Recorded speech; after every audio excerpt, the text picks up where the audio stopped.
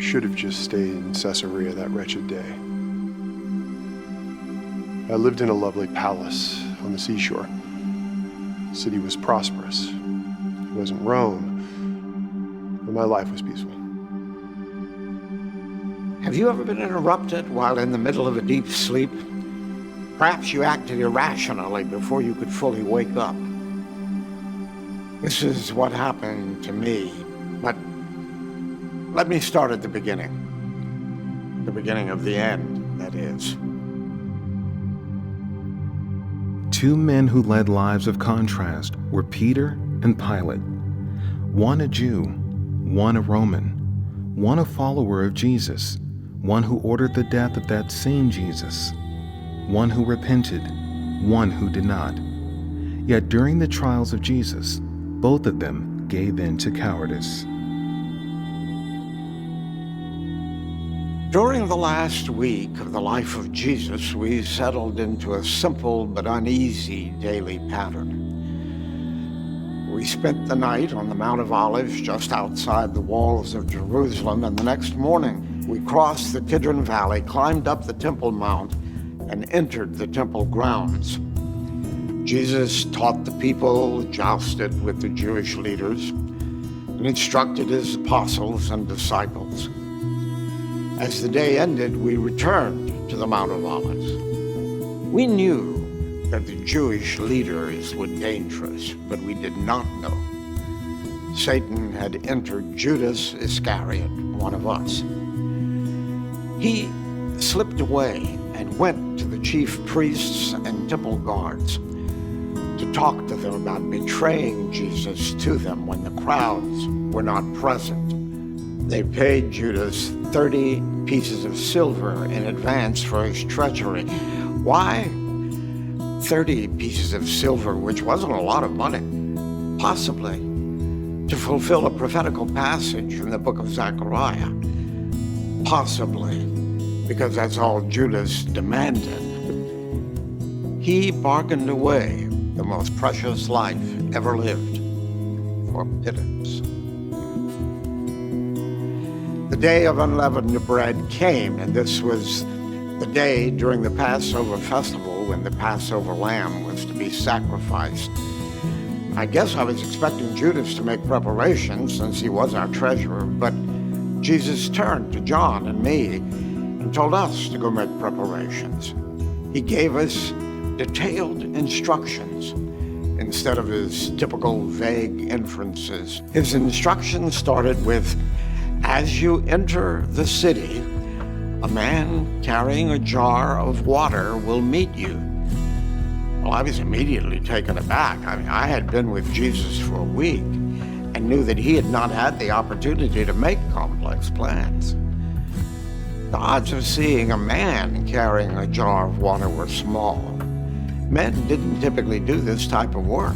John and I found things exactly as Jesus said. We met the man, followed him to a house, and asked the owner of the house where the teacher could eat the Passover feast with his disciples. The owner showed us a furnished room upstairs, and we prepared for the Passover. Well, many of your scholars believe that the owner of the house was the mother of John Mark, since Christians would soon meet in her house on a regular basis. When the appropriate hour came, we apostles and Jesus reclined around the table for Passover like we'd done every year of our lives. But the meal did not go as we expected. The words Jesus used portrayed him as the Passover sacrifice. He even said, "This is my body given for you. Do this in remembrance of me." We should have been stunned and immediately started to question him about his words. Instead, we started arguing among ourselves about who was going to be the greatest. This wasn't the first time we had had this argument, and I'm sure Jesus was devastated that we were still so prideful. Jesus took the argument and turned it into a lesson, showing that the most humble among us would be the greatest, and he backed up his words are showing how he had come to serve, not to be served. I should have left well enough alone, but I continued with a haughty attitude. Jesus turned to me and said, "Satan has asked to sift you as wheat, but I've prayed for you that your faith may not fail. And when you've turned back, strengthen your brothers." I didn't catch his conclusion that I would fail while being sifted. I boasted, "Lord, I'm ready to go with you to prison and to death." He looked at me with sad eyes and said, "Before the rooster crows today, you will deny me 3 times. Jesus continued to talk to us for a long time, just as John recorded in his gospel account. And while continuing to teach us, Jesus led us across the Kidron Valley and up the side of the Mount of Olives to a place known as Gethsemane. After a while, Jesus separated himself from us to pray to God. He had often done this, so we didn't think much of it, until he asked James, John, and me to keep watch with him. He felt so sorry for us because we could not even stay awake during this time of extreme danger. I was still asleep. A crowd of men with torches appeared out of nowhere and came toward Jesus. Judas was with the crowd, walked toward Jesus as if to kiss him in greeting. Jesus said, "Judas, are you betraying the Son of Man with a kiss?" I grabbed a sword, hacked toward the nearest person to me, cut off a man's right ear. Well, I had just woken up. I wasn't thinking clearly, just reacted. Now, I was completely in a panic. I saw that the crowd consisted of soldiers and the temple guard, probably sent by the chief priests, elders, and other Jewish officials. They seized Jesus, started walking him down the hills. We apostles scattered every direction. From my vantage point, I could see that the torches were headed toward the house of the high priest. I stumbled down the path in the dark, able to stay a short distance from the crowd. As they went into the house, I came from the backside, and I sat near the fire in the courtyard, trying hard to keep my face hidden. Then this girl came up to me. This man was also with him. It was a servant girl accusing me of being a follower of Jesus. I, of course, denied it. My accent, my clothes gave me away. I denied my Lord at the mere words of a servant girl. Twice more I was accused of being a follower of Jesus, and twice more I denied it. At the exact moment of my third denial, a rooster crowed, and Jesus turned and looked straight at me. And I remembered what he had said to me. And I went away and wept bitterly. In the distance, I could hear them insulting Jesus and beating him.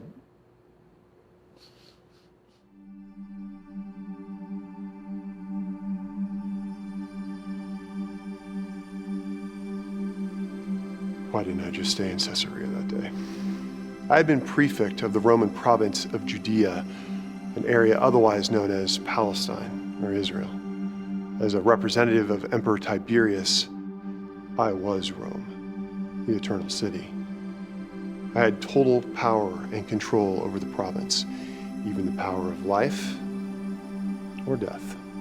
I took a large group of Roman soldiers and made the 70-mile uphill, dusty trip to Jerusalem and prepared to stay for a few weeks.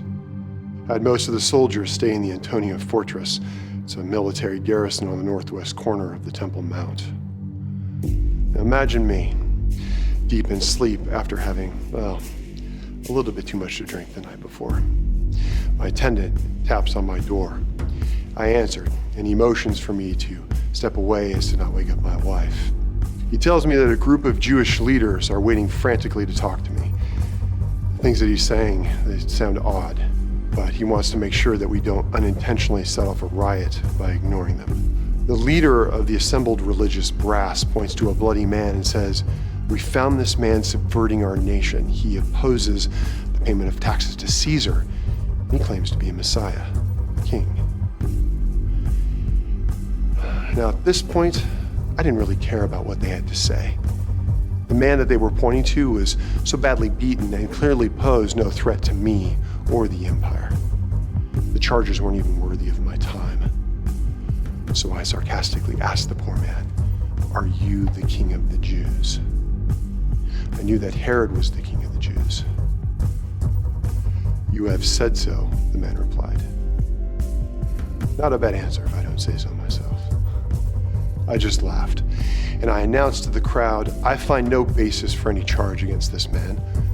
I turned to leave the crowd, and that's when the leader was frantically scrambling to find another charge. He stirs up the people all over Judea by his teaching. He started in Galilee and has come all the way here. Now the leader thought he got my attention by insinuating that this poor wretch might be causing some kind of an insurrection, but he got my attention in a whole nother way instead.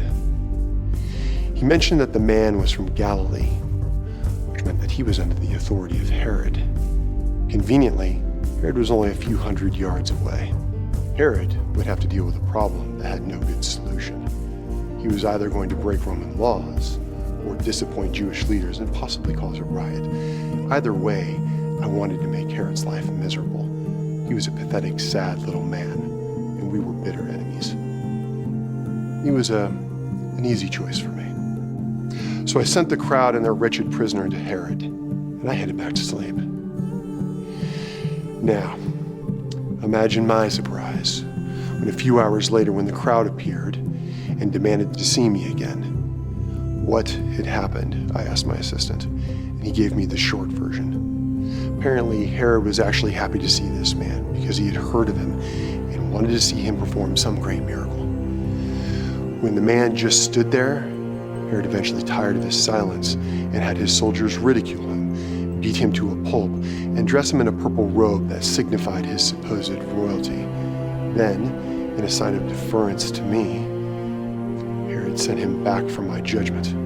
As the poor man stood there, weaving from fatigue and pain, I could easily see this was not a legal case. It was some kind of religious dispute. I was in a no-win situation. I was frantically searching for a way out. My first gambit was a scheme to tell the crowd that Herod and I both found no guilt in the man, and I would punish him before releasing him. Rather than appeasing the crowd, this just made them more furious. The religious leaders were whipping the crowd into a frenzy, and a riot was sure to break out soon. My second tactical gambit, a brilliant maneuver, to give the crowd a choice to release the man or release a murderer, a revolutionary by the name of Barabbas. It was my custom to release someone over Passover, and I was sure whom the crowd would not choose. Much to my surprise, they demanded the release of Barabbas and would not listen to my reasoning. "Crucify him," they said. They had me in a corner, and they both knew it, both the religious leaders and the crowd. I appealed again to them, but on the verge of a riot, they kept shouting, "Crucify him, crucify him, crucify him." Their shouts prevailed. I released Barabbas, and I gave the prisoner to the crowd, which was a tacit approval for him to be crucified. Hours later, my centurion brought his report. The innocent man's name was Jesus. He was so fatigued that he could not carry his cross all the way up the hill of death. So my centurion seized someone from the crowd and had him carried for him. My centurion was surprised by the large number of people who supported Jesus and followed them. But they were mostly women or men who posed no obvious problem. With typical Roman efficiency, my soldiers took along 2 other men who were scheduled to be executed. All 3 of them were crucified on Golgotha, Jesus being placed in the middle. As was often done, soldiers gambled against one another to claim the clothing that would never be again needed by the prisoners. I had a notice placed above Jesus that said, "This is the King of the Jews." The soldiers in the crowd delighted in mocking Jesus because of his inability to save himself, even though he was a king. The only one in the crowd who treated him with respect, one of the other crucified prisoners. It was about noon when a deep darkness, like a storm, but worse, came over the entire region. It lasted for about 3 hours. The Jews, ever superstitious, were reminded by the plague of darkness when they were slaves in Egypt. They were starting to regret their actions. The enormous temple curtain was torn from top to bottom, and the Jews went ballistic. Jesus called out, "Father, into your hands I commit my spirit." It had taken only a few hours for him to die, when often it takes several days. My centurion said he was amazed and deeply moved. He said that he'd praised the Jews' God and said that surely this was a righteous man. No sooner had the centurion finished his report than my assistant came to me with another urgent request. A wealthy Jew named Joseph had come to ask for the body of Jesus so that he could bury it. He was in a hurry. He said that he wanted to wrap the body in linen and place it in a tomb before the Sabbath started. Quite honestly, I was thrilled to have this unexpected request. Usually we Romans would leave crucified bodies in place for a long time. It's a powerful reminder. However, since this Jesus had so many followers, I didn't want the body to be a motivation for them to unite or to rebel or to make some secret martyr of him. Having the body disappear was a good solution to a potential problem. So I granted Joseph permission, and that was the end of the matter. At least, it was as far as I expected. As it turned out, the end was only the beginning.